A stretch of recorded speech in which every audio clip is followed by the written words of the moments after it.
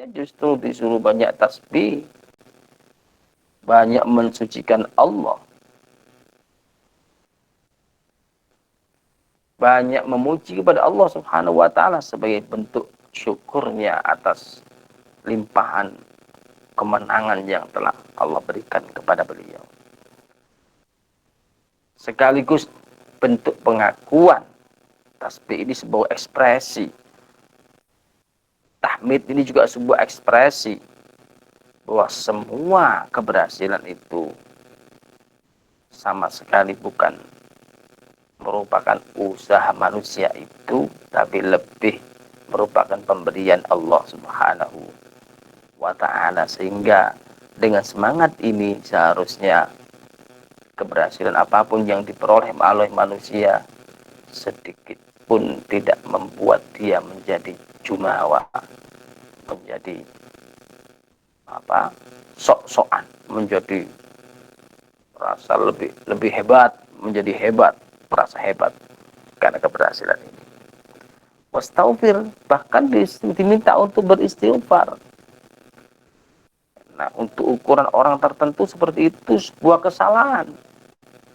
Orang yang beriman memiliki perasaan seperti itu, tentu ini sebuah kesalahan.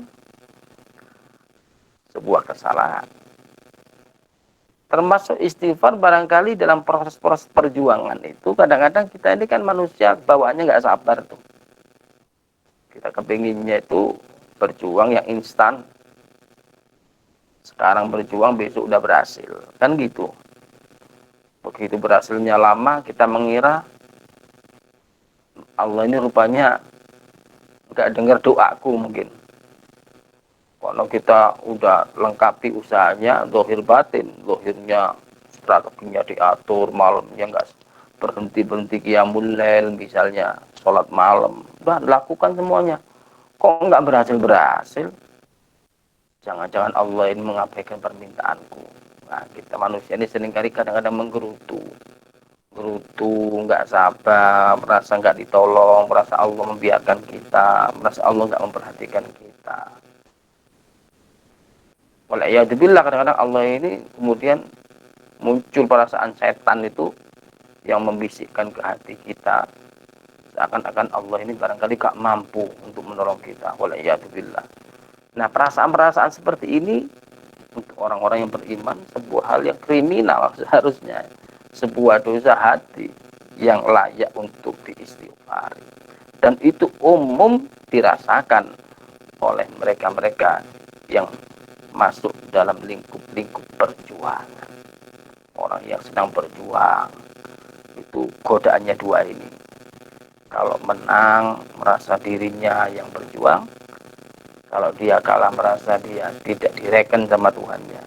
Dua-duanya sesuatu yang enggak layak dimiliki oleh orang-orang yang mengaku meyakini Allah Subhanahu wa ta'ala. Karena penting kemudian Rasulullah sendiri diperintahkan untuk mensucikan nama Allah Subhanahu wa ta'ala dari sifat-sifat yang tidak layak untuk Allah. Apa itu? Sifat tidak maha kuasa, sifat yang tidak berkehendak, sifat yang tidak melihat, sifat tidak mampu untuk mendengar doa manusia, dan seterusnya, yang seringkali sifat-sifat itu tanpa sadar terlintas ada di dalam hati orang yang sedang dalam proses perjuangan.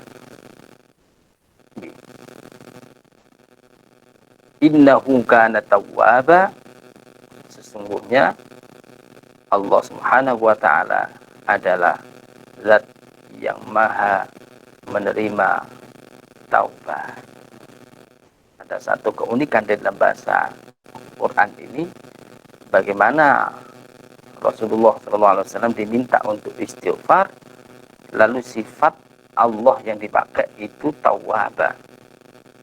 Ada taubat, ada dosa. Ada istighfar, ada dosa. Ada perbedaan sedikit. Orang itu kalau disebut istighfar, itu dia minta pengampunan dosa. Maka sifat Allah yang layak untuk dijadikan sandaran itu adalah Ghaffar atau Ghafur. Ghaffar itu zat yang maha mengampuni. Kalau kita minta ampun, tentu kepada zat yang maha mengampuni. Nah, kalau menyelaraskan itu, seharusnya ayat ini innahu kana ghaffaro wastaghfirhu innahu kana ghaffaro. Tapi ayat ini tidak, wastaghfirhu innahu kana tawwab. Nah, kata sebagian ulama sebenarnya wastaghfirhu itu ada lanjutannya innahu kana ghaffaro, tapi nggak disebutkan secara tersirat seperti itu. Nah, innahu kana tawwab ini sebenarnya ada awalannya. Tubu ilallah, tub ilallah, taubatlah kepada Allah, innahu kana tawwaba. Nah, begitu. Lalu kemudian hal-hal tersirat ini tidak disebut di dalam ayat Al-Quran karena pemahaman itu pasti akan bisa ditangkap oleh siapapun yang bisa memahami ayat-ayat Al-Quran secara mendalam. Begitu wastaghfirhu, tentu sandarannya kepada Allah yang Maha Ghafar. Maka tersirat seharusnya di situ, sebenarnya di situ innahu wastaghfirhu innahu kana ghaffara.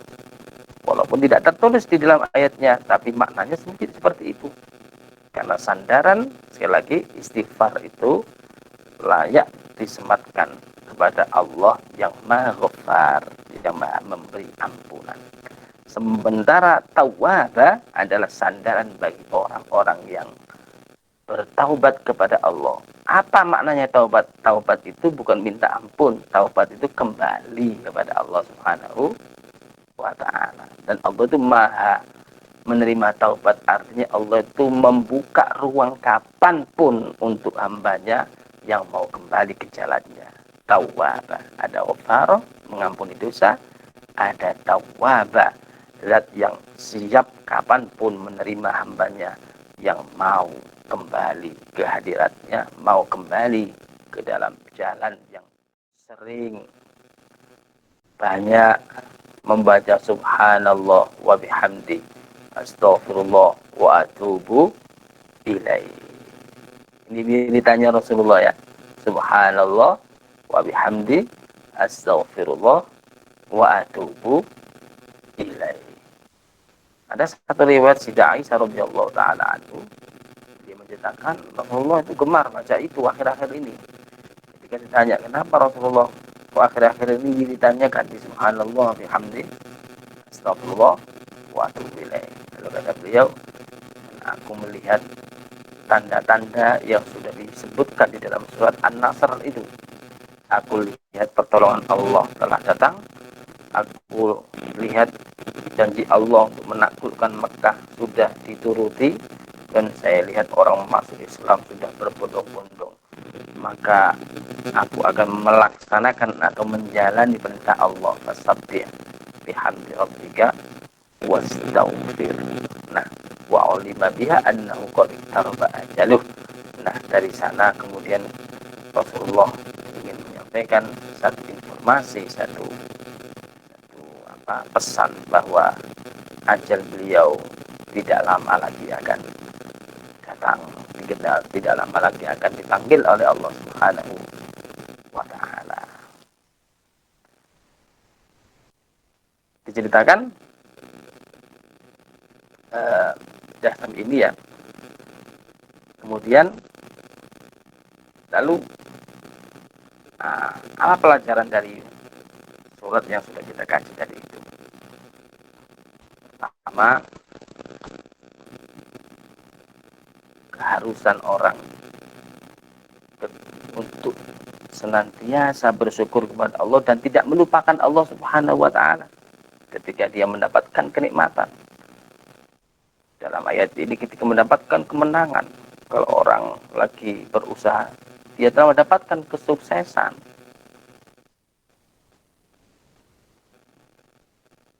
Kadang-kadang tadi itu orang kalau sudah sukses lupa nggak bertasbih. Ya moco, kadang-kadang ya tasbih itu ya baca, cuman bukan tasbih yang dimaknai dengan sesungguhnya, tidak. Ya pokoknya murni gitu saja, tapi hatinya itu pokoknya saya, dan saya. Atau grup saya, grup saya. Atau kalau organisasi ya yang berhasil itu ya organisasi saya. Allahnya itu nggak ada sama sekali. Ini umumnya manusia. Kalau udah berhasil, lupa. Maka Rasulullah yang sebegitu dekatnya kepada Allah Subhanahu wa taala saja diingatkan oleh Allah Subhanahu wa taala agar setelah keberhasilan itu semua digapai, beliau justru fokus diperintahkan untuk banyak bertasbih, bertahmid dan beristighfar kepada Allah Subhanahu wa taala. Istighfar dalam konteks Rasulullah tentu bukan istighfar untuk memohon diampuni dosa, karena Rasulullah itu maksum, manusia yang terjaga dari buat dosa. Ada satu istighfar namanya istighfar maqamat. Istighfar maqamat.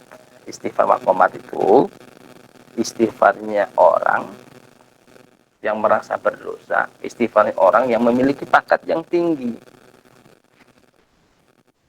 Orang beristighfar itu, minta ampun itu sebenarnya tidak selalu harus orang yang berdosa, tidak.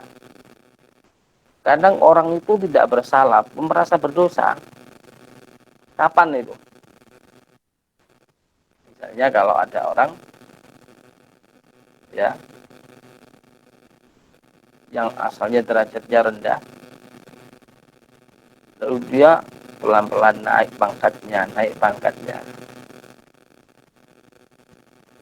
Jadi kalau orang dulu itu ya gini, orang kalau sekolah aja, seperti orang sekolah tuh, orang sekolah itu kan dulu waktu SD kayaknya dia paling hebat kan, wow paling hebat. Tapi begitu dia tambah pinter, dia melihat ke belakang, lihat bagaimana perilaku lucunya ketika masih SD dulu. Apa yang dia kira hebat dulu waktu SD ternyata lucu ketika dia sudah berusia remaja. Apa yang dia kira benar yang dia lakukan pada saat dia berusia SD dulu itu menjadi seakan-akan sesuatu yang salah kalau dinilai ketika dia sudah remaja, kan gitu kan. Sebenarnya nggak salah juga, nggak salah, cuman kalau dia sudah remaja nggak pantas melakukan seperti itu. Begitu juga hamba Allah Subhanahu wa taala. Kadang-kadang mereka merasa berdosa itu bukan karena beristighfar itu bukan karena punya dosa, tidak. Itu menunjukkan bahwa derajatnya itu naik. Setiap kali naik dia melihat pada derajatnya yang di bawahnya, dia merasa bahwa yang di bawahnya kemarin kurang. Nah yang kurang itu kemudian dia istighfar. Waduh, kenapa dulu seperti begitu ya? Kok coba begini kan sekarang seperti ini kan begitu kan? Nah kekurangan itu sesuatu yang lumrah, bukan sebuah kesalahan. Tapi orang yang sudah naik pangkatnya dia akan merasa bahwa kekurangan itu sebuah kesalahan, karena itu layak untuk diistighfari. Begitu ketika orang pelan-pelan derajatnya semakin dekat kepada Allah Subhanahu wa taala, semakin dia dekat kepada Allah Subhanahu wa taala, semakin rajin dia untuk istighfar kepada Allah Subhanahu wa taala, mengistighfari kekurangan-kekurangan yang pernah dia lakukan pada saat dia berada di derajat-derajat yang bawah. Nah, ini namanya istighfar maqamat. Dan Rasulullah SAW tiap saatnya derajat beliau naik setiap saatnya, sehingga derajat yang ditinggalkan oleh Rasulullah di bawahnya ini itu menjadi sebuah kekurangan seakan-akan bagi Rasulullah SAW, sehingga layak untuk terus dimintakan ampun kepada Allah Subhanahu wa ta'ala. Namanya istighfar maqamat. Yang kedua, di ayat ini ada satu penegasan yang saya sampaikan tadi, saya singgung tentang legitimasi agama Allah Subhanahu wa taala. Wa ra'aitan nasa yadkhuluna fi dinillah. Ada agama Allah itu. Dan agama Allah itu spesifik menunjuk kepada agama Islam. Dari mana kesimpulan itu? Ayat ini dijelaskan oleh ayat yang lainnya. Disebutkan di surat Ali Imran, inna dina indallahil Islam. atau di akhir dari juz 3, wa may yabtaghi ghairal islami dinan fala yuqbala min. Siapa orang yang menginginkan agama selain Islam sebagai agama, fala yuqbala min, tidak diterima oleh Allah. Nah, di ayat ini tegaskan dinillah, agama Allah. Kemudian yang ketiga, ketika ayat ini menyebutkan manusia, orang-orang Arab dari berbagai tempat, fenomena kadang-kadang usum tren, orang kadang-kadang masuk Islam, ikut masuk Islam. Orang yang imannya seperti ini dibenarkan oleh Allah Subhanahu wa ta'ala, disahkan oleh Allah Subhanahu wa ta'ala. Sebagai bukti, Quran menstatuskan mereka yadkhuluna fi dinillah, masuk ke agama Allah. Dari ayat ini, ya.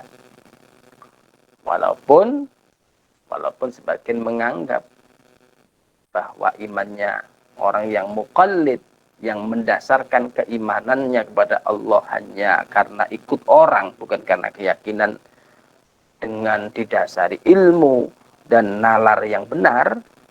Sebagian ulama tauhid menganggap mukhtalaf fih, imannya masih diperdebatkan.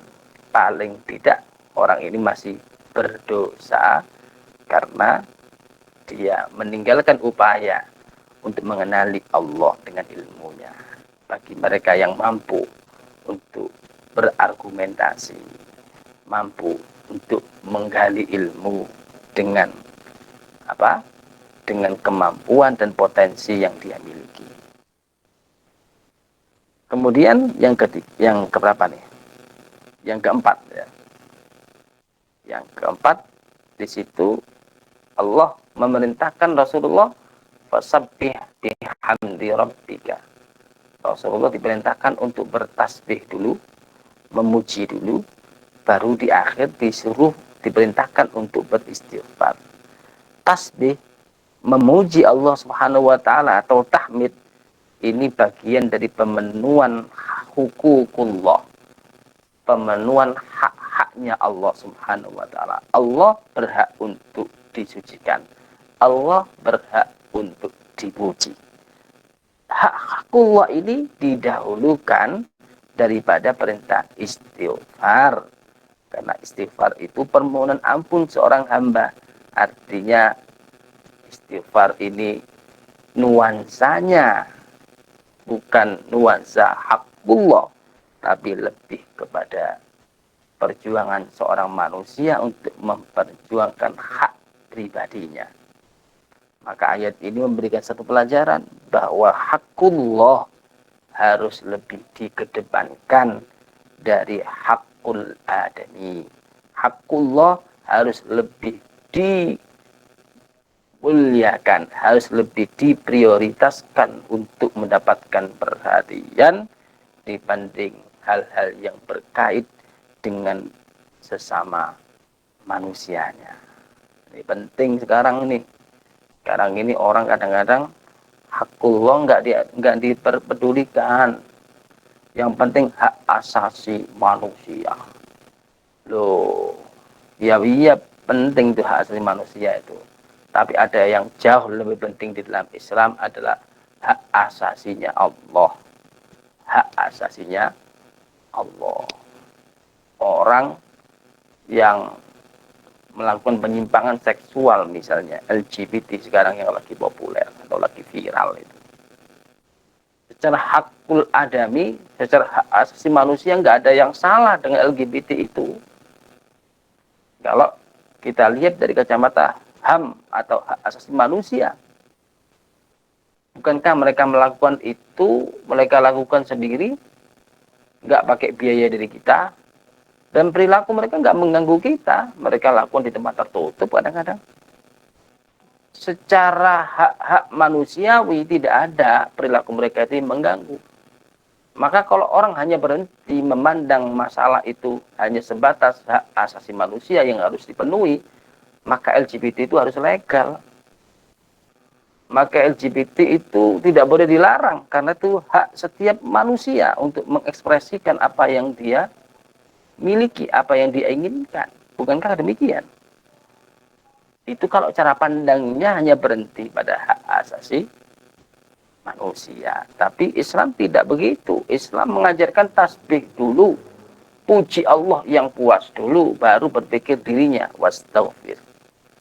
Maka hakullah, ada hak lain yang jauh lebih diprioritaskan dan diutamakan, yaitu menjaga hak-hak Allah. Pertanyaannya, apakah yang dilakukan oleh orang-orang LGBT itu diridhoi oleh Allah? Tidak melanggar perintah Allah, tidak melanggar ajaran Allah, tidak melanggar sunnatullah. Kalau itu ternyata sebaliknya bentuk pelanggaran pada hakullah, maka LGBT atas nama itu tidak boleh dilegalkan. Karena ada hakullah yang sedang dilanggar. Dan itu harus lebih dikedepankan sekalipun ada hak asasi manusia yang harus dijaga. Nah, demikian keseimbangan pemahaman seorang mukmin ketika menjalani hidup di dunia ini. Ada dua sisi yang harus dia perjuangkan, hakullah yang harus dia penuhi, dan hak sesama manusia yang juga harus dia selesaikan. Ketika itu berseberangan, maka hakullah yang harus didahulukan, mengalahkan hak-hak sesama manusia. Ketika Rasulullah SAW diperintahkan untuk memerangi orang-orang musyrik, sesungguhnya perang itu kan membunuh. Membunuh itu melanggar hak asasi. Hak asasi manusia itu hidup. Bagaimana mungkin kemudian orang diperintahkan untuk mengakhiri sesuatu yang menjadi hak asasi manusia untuk hidup? Tentu kalau kajian itu berhenti di situ, perang-perang itu menjadi sesuatu yang salah.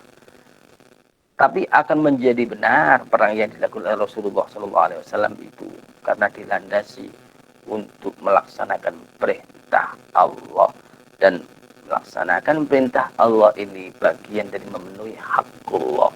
Memenuhi hakullah jauh harus lebih dikedepankan dari sekedar menjaga hak sesama manusia. Yang terakhir,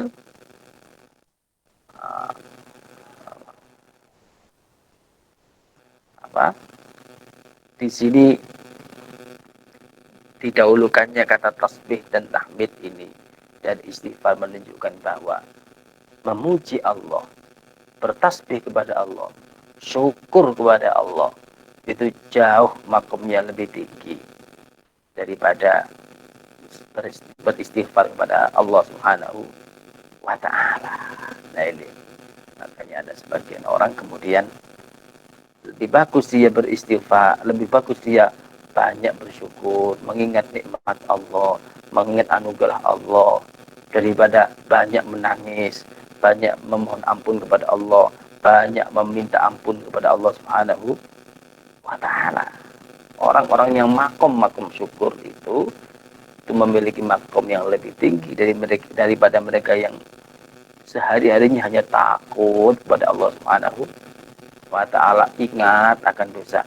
Mengingat nikmat Allah itu jauh lebih mulia daripada mengingat akan kemungkinan siksa Allah Subhanahu wa ta'ala, daripada sekedar mengingat dosa-dosa yang pernah diperbuat oleh manusia. Bukankah memang Allah lebih sering memberikan nikmat kepada kita daripada memberikan kemampuan atau memberikan kesempatan kepada kita untuk berbuat dosa? Karena itu lebih banyaklah bertasbih kepada Allah, lebih banyaklah memuji Allah, lebih banyaklah bersyukur kepada Allah, lebih seringlah mengingat nikmat-nikmat Allah dibanding mengingat dosa dan kesalahan yang pernah kita lakukan kepadanya. Wallahu a'lam bishawab. Nggih, matur nuwun Ustaz. Alhamdulillah pembelajaran pada malam hari ini telah Cukup saya kira. terselesaikan. Semoga apa yang disampaikan Ustaz Sufi dapat menjadi ilmu bermanfaat, barokah fi dini wa dunya wal akhirah, dan dapat diterapkan dalam kehidupan sehari-hari. Sebelum mengakhiri pembelajaran pada malam hari ini, mari kita tutup dengan doa kafaratul majelis yang akan dipimpin oleh Ustaz Sofi. Monggo Ustaz Sofi. Mari sebelum saya akhiri, kajian tafsir pada malam hari ini. Mudah-mudahan apa yang saya sampaikan tadi, bila ada yang benar semata-mata dari Allah Subhanahu wa taala, mudah-mudahan menjadi ilmu yang bermanfaat, dan apabila ada kekurangan dan kesalahan bagian dari kekurangan al-faqir pribadi, dan mudah-mudahan dilupakan dan dimaafkan oleh Allah Subhanahu wa taala. Mari kita tutup dengan bacaan kafaratul masjid, majelis bersama-sama. Bismillahirrahmanirrahim. Asyhadu an la ilaha illa anta astaghfiruka wa atubu ilaik. Rabbana taqabbal minna wa qabalna bi sirril Fatihah. Bismillahirrahmanirrahim. Alhamdulillahirabbil alamin. Arrahmanir rahim. Maliki yaumiddin. Iyyaka na'budu wa iyyaka nasta'in. Ihdinas siratal mustaqim. Siratal ladzina an'amta 'alaihim ghairil maghdubi 'alaihim waladdallin. Amin. Dari saya kurang lebih maaf. Wallahu muwaffiq ila aqwamit thariq. Assalamualaikum warahmatullahi wabarakatuh. Waalaikumsalam warahmatullahi wabarakatuh.